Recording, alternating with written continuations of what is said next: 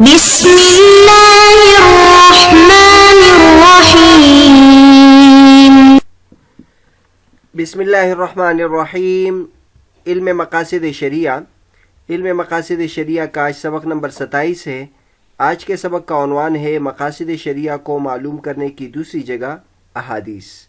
آج کے سبق میں ہم اس موضوع پر بات کریں گے کہ مقاصد شریعہ کو معلوم کرنے کی جو دوسری جگہ ہے وہ احادیث شریف ہے، یعنی احادیث شریف سے ہم مقاصد شریعہ کو اچھے طریقے سے معلوم کر سکتے ہیں۔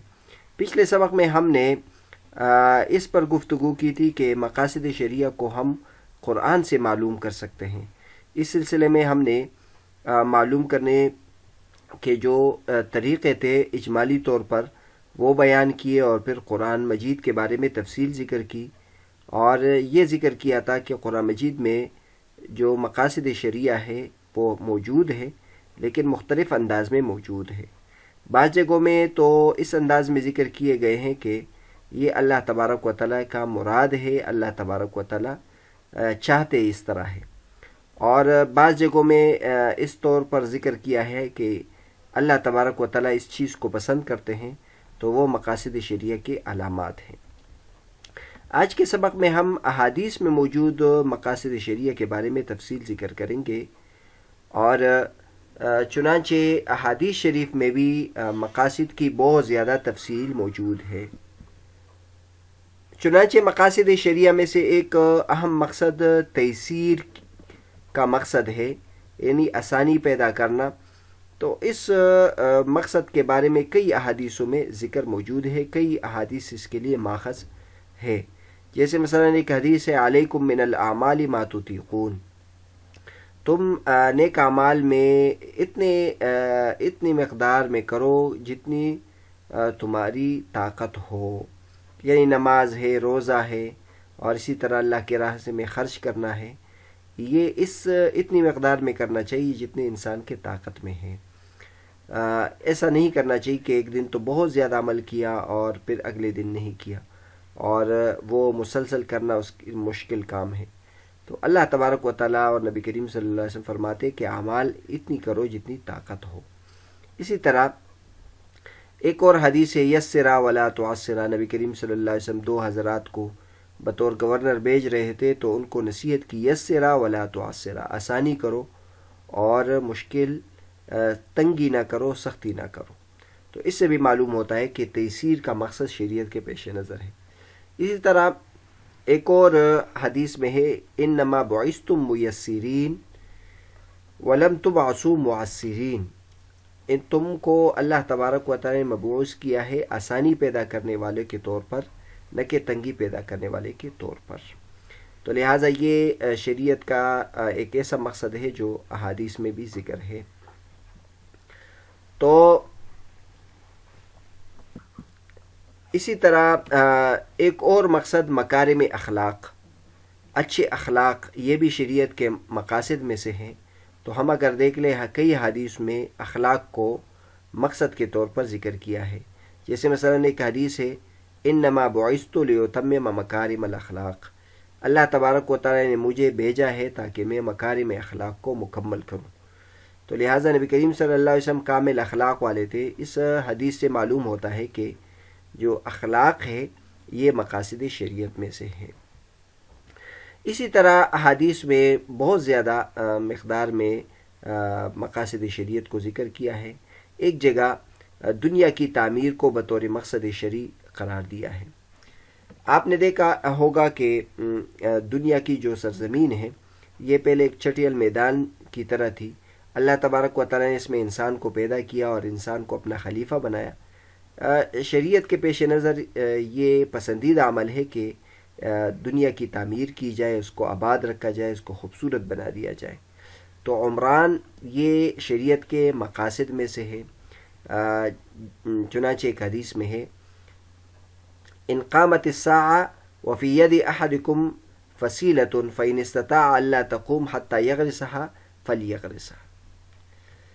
نبی کریم صلی اللہ علیہ وسلم فرماتے ہیں کہ اگر قیامت قائم ہو جائے اور تم میں سے کسی ایک کے ہاتھ میں ایک پودا ہو اور وہ اگر وہ یہ سر انجام دے سکتا ہو کہ قیامت قائم ہونے سے پہلے اس کو اس پودے کو لگا دے تو وہ اس پودے کو لگا دے. تو اب دیکھ لے اس میں نبی کریم صلی اللہ علیہ وسلم قیامت قائم ہو رہی ہے اور ابھی البتہ اس میں کچھ وقت ہے اور اتنے دیر میں وہ پودا لگا سکتا ہے تو پودے کو لگا دے. حالانکہ اس کو پتہ ہے کہ تھوڑی دیر کے بعد قیامت قائم ہو جائے گی اور پھر یہ پودا کیا پوری دنیا ختم ہو جائے گی، لیکن پھر بھی شریعت اس کو پسند کرتی ہے کہ اتنی دیر کے لیے کم از کم وہ پودا لگا دے. تو لہٰذا اس سے معلوم ہوتا ہے کہ شریعت کے پیش نظر تعمیر اور ترقی کی کیا اہمیت ہے. اسی طرح پردہ داری یہ شریعت کے مقاصد میں سے ہے. کئی احادیث میں پردوں کی اہمیت کا ذکر ہے. چنانچہ ایک حدیث میں ہے انما جعل الاستئذان من اجل البصر. یہ جو اجازت کو شریعت نے ضروری قرار دیا ہے یہ دیکھنے کے لیے ہی بنایا ہے. یعنی احادیث میں ہے کہ جب تم کسی کے گھر جاؤ تو گھر میں داخل ہونے سے پہلے اجازت لو. تو پھر بعض شخص ایسا کرتا ہے کہ وہ اجازت لینے کے لیے سر دروازے کے اندر داخل کر دیتا ہے تاکہ کسی سے اجازت لے پھر اندر داخل ہو. تو نبی کریم صلی اللہ علیہ وسلم ایسی حرکت سے منع فرماتے تھے کہ یہ جو آپ نے پہلے سر داخل کیا اور دیکھ لیا پہلے تو یہ اجازت تو اسی مقصد کے لیے ہم نے لینی ہے، تو لہٰذا کیسے آپ پہلے سر داخل کر سکتے ہیں. تو حضور صلی اللہ علیہ وسلم فرماتے ہیں کہ یہ اجازت لینا یہ دیکھنے ہی کے لیے ہے. تو بہرحال اس سے معلوم ہوا کہ انسان شریعت نے کسی کی پردہ داری کا کتنا خیال رکھا ہے اور پردہ داری سے کتنا منع کیا ہے. اسی طرح صلہ رحمی بھی شریعت کے مقاصد میں سے ہے اور کئی جگہ شریعت نے اس کا خیال رکھا ہے. چنانچہ شریعت میں ہے کہ کسی عورت کے ساتھ کسی کا نکاح ہو تو اس کی بھانجی اور اس کی بھتیجی کو نکاح میں پھر جمع کرنا درست نہیں ہے کیونکہ اس سے قطع رحمی ہوگی. اس سے پہلے کئی مرتبہ اس مثال کو ہم نے ذکر کیا ہے.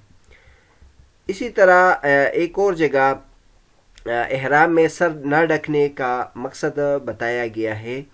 آپ کو پتہ ہے کہ جب انسان حج کے لیے جاتا ہے تو عمرے میں یا حج میں احرام کی حالت میں سر کو کھلا رکھنا ہے اور اس کو ڈھکنا نہیں ہے کپڑے کے ذریعے سے یا ٹوپی کے ذریعے سے یا عمامے کے ذریعے سے. تو اس میں اس کے پیش نظر کیا مقصد ہے؟ تو حدیث شریف میں ہے کہ نبی کریم صلی اللہ علیہ وسلم نے فرمایا فَإِنَّهُ يُبْعَثُ يَوْمَ الْقِيَامَةِ مُلَبِّيًا کہ یہ قیامت کے دن تلبیہ کی حالت میں اٹھایا جائے گا. یعنی شریعت نے اس لیے محرم کے سر کو ڈھانکنے سے منع کیا ہے کہ قیامت کے دن وہ اس حالت میں اٹھے گا. اور ظاہر ہے جب انسان قیامت کے دن اٹھتا ہے تو کفن کے ساتھ اس کی مشابہت ہے کہ اس کے سر پر کوئی ٹوپی نہیں ہوتی یا عمامہ نہیں ہوتا، بس صرف دو ایک ازار میں اور ایک اوپر چادر میں وہ اس کی بعثت ہوگی، وہ قبر سے اٹھے گا. تو اس طرح محرم جو ہے حج والا یا عمرے والا اس کی ساتھ مشابہت ہے. اسی طرح کھانے کے بعد شریعت کہتی ہے کہ الحمدللہ کہنا چاہیے. تو الحمدللہ کہنے کا مقصد یہ ہے کہ شریعت یعنی اللہ تبارک و تعالی اس کو پسند کرتے ہیں کہ جب کوئی بندہ کھانا کھا لے تو اس کی حمد بیان کرے، کیونکہ اللہ تبارک و تعالی نے اتنی نعمت دی ہے، مال دیا ہے، کھانا دیا ہے اور رزق دیا ہے، لہٰذا انسان کو چاہیے کہ اس پر حمد کرے، اللہ کا شکر ادا کرے. اسی طرح ایک اور حدیث میں قیل و قال اور کثرت سوال اور اضاعت مال سے منع کیا ہے. اس سے بھی معلوم ہوتا ہے کہ شریعت کے مقاصد میں سے ہے. یا تو اللہ تبارک و تعالیٰ کی پسند کا ذکر ہو تو یہ بھی مقاصد میں ہوتا ہے، یا اللہ تبارک و تعالیٰ کے ناپسند کا ذکر ہو تو اس سے بھی مقصد معلوم ہو جاتی ہے. جیسے مثلا حدیث شریف میں ان اللہ کرہ لکم قیل وقال وکثرت السؤال واضاعت المال. اللہ تبارک و تعالیٰ ناپسند کرتے تمہارے لیے قیل و قال یعنی بحث و مباحثہ، کثرت سوال بہت زیادہ سوالات کرنا، اور مال کو ضائع کرنا. تو اس سے معلوم ہوتا ہے کہ بحث مباحثہ اللہ کو پسندیدہ نہیں، لہٰذا انسان بحث مباحثہ نہ کرے اور بہت زیادہ سوالات نہ کرے اور اسی طرح مال ضائع نہ کرے۔ اسی طرح نعمت کے اظہار کا پتہ چلتا ہے کہ یہ بھی شریعت کا مقصد ہے، یعنی شریعت یہ چاہتی ہے کہ اگر کسی شخص کو اللہ تبارک و تعالیٰ نے جتنا مال دیا ہے اتنا اس کے جسم پر نظر آئے۔ اب ایک بندہ ہے وہ بہت زیادہ مالدار ہے اور وہ اس کے باوجود پھٹے پرانے کپڑے پہنتا ہے اور اپنے صحت کا اور اپنے حیات کا خیال نہیں رکھتا ہے، تو یہ اللہ اس کو پسند نہیں کرتے۔ چنانچہ حدیث شریف میں ہے ان اللہ یحب ان یرا اثر نعمتہ علی عبدہ، اللہ تبارک و تعالیٰ چاہتے ہیں کہ اس کے نعمت کے جو اثرات ہیں وہ اپنے بندے پر نظر آئے۔ تو احادیث میں جو مقاصد شریعہ ہے اس کی بحث چل رہی تھی۔ چنانچہ ایک حدیث میں جھگڑالو انسان اللہ کو پسند نہیں یہ ذکر کیا ہے۔ ابغض الناس الی اللہ الالد الخصم، اللہ تبارک و تعالیٰ کے نزدیک سب سے مبغوض ترین انسان وہ ہے جو بہت زیادہ جھگڑالو ہو۔ تو اس سے معلوم ہوتا ہے کہ جھگڑالو یہ جھگڑا بہت زیادہ کرنا یہ مقاصد شریعہ میں سے نہیں ہے، اور آسانی کرنا یہ مقاصد شریعت میں سے۔ اسی طرح ایک اور حدیث میں اچھے اخلاق والوں کو اللہ پسند کرتے ہیں، تو یہ بھی اس سے بھی شریعت کا مقصد معلوم ہوتا ہے۔ الا اخبرکم باحبکم الی واقربکم منی منازل یوم القیامہ احاسنکم اخلاقا، کیا میں تمہیں بتاؤں وہ شخص جو مجھے سب سے زیادہ محبوب ہو اور جو میرے سب سے زیادہ قریب ہوگا قیامت کے دن، وہ لوگ ہیں جو اخلاق کے اعتبار سے سب سے اچھے ہوں۔ تو بہرحال آج کا جو ہمارا سبق تھا اس میں ہم نے مقاصد شریعہ کو احادیث سے معلوم کرنے کے بارے میں ہم نے گفتگو کی تھی کہ مقاصد شریعہ کو احادیث سے معلوم کیا جا سکتا ہے۔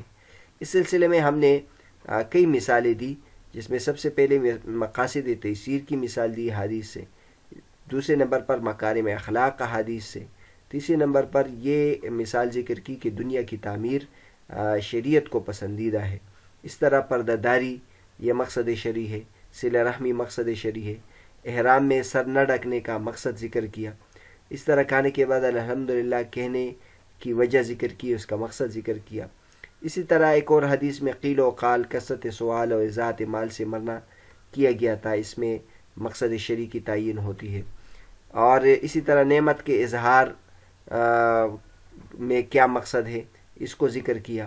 اسی طرح جھگڑالو انسان اللہ کو پسند نہیں، اس میں کیا مقصد پیش نظر ہے اس کو ذکر کیا، اور آخر میں یہ ذکر کیا کہ اچھے اخلاق والے اللہ کو پسند ہے، اس سے بھی مقصد شرعی کی تعین ہوتی ہے۔ اگلے سبق میں ہم اس پر گفتگو کریں گے کہ مقاصد شرعیہ کی پہچان کا تیسرا طریقہ اوامر اور نواہی ہے۔ پہلا طریقہ تو قرآن سے معلوم کرنے کا ہے، دوسرا طریقہ احادیث سے معلوم کرنے کا ہے، تیسرا طریقہ اوامر اور نواہی سے مقاصد شرعیہ کو معلوم کرنے کا ہے۔